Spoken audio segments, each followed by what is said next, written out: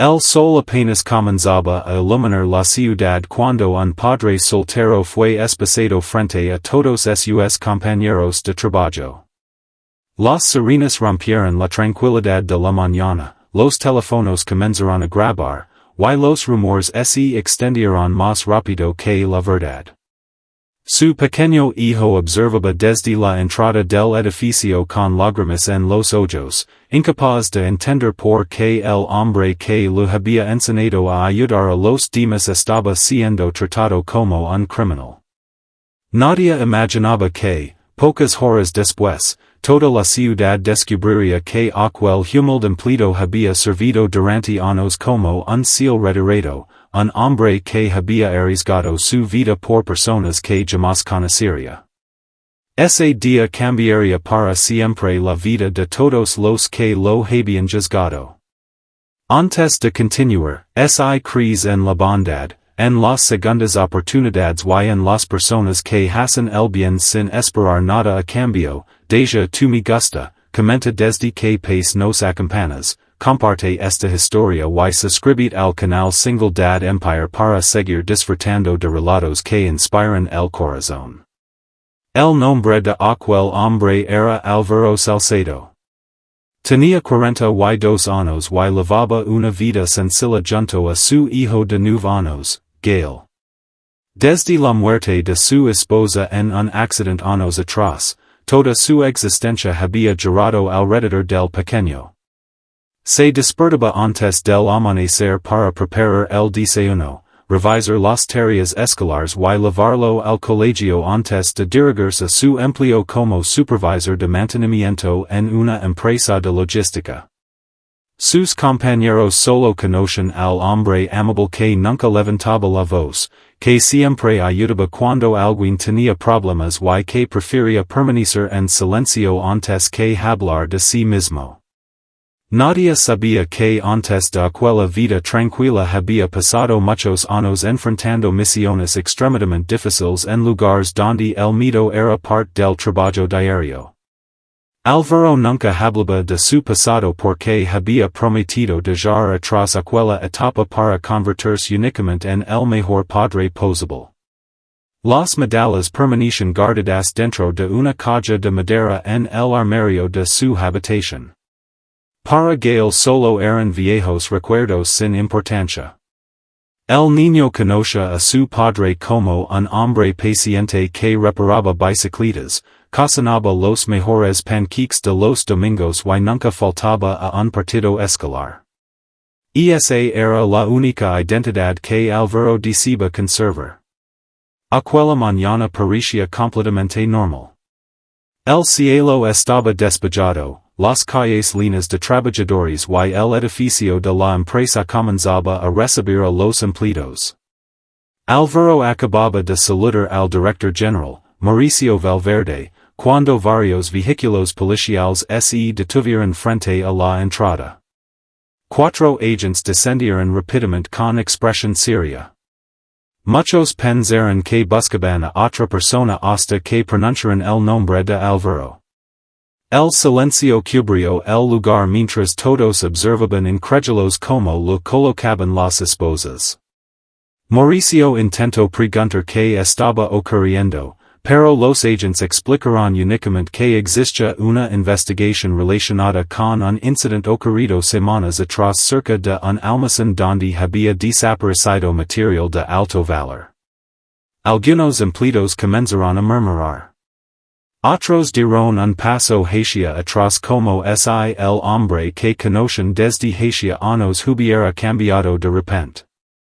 Solo Gail, que había regresado porque había olvidado su mochila en el automóvil de su padre, permanecía inmóvil mirando aquella escena que jamás olvidaría.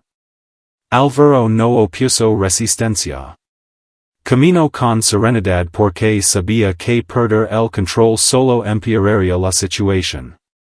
Mientras subía al vehículo policial, buscó con la mirada a su hijo y le dedicó una sonrisa tranquila. No quería que el niño recordara miedo en su rostro. Quería que recordara dignidad. Durante el trayecto hacia la comisaría, los investigadores revisiban documentos y fotografías intentando conectar a Álvaro con una organización dedicada al robo de equipos tecnológicos.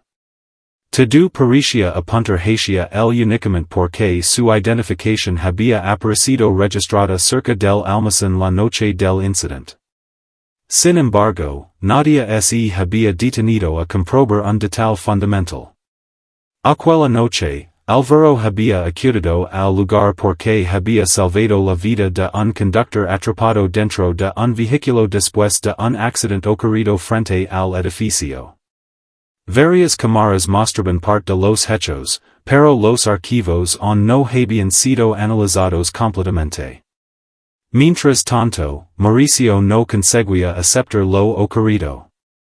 Había trabajado junto a Álvaro durante casi 8 años y conocía perfectamente su honestidad. Decidió revisar personalmente los registros internos de la empresa. Cuanto más investigaba, más evidente resultaba que su empleado jamás había tenido acceso al material desaparecido.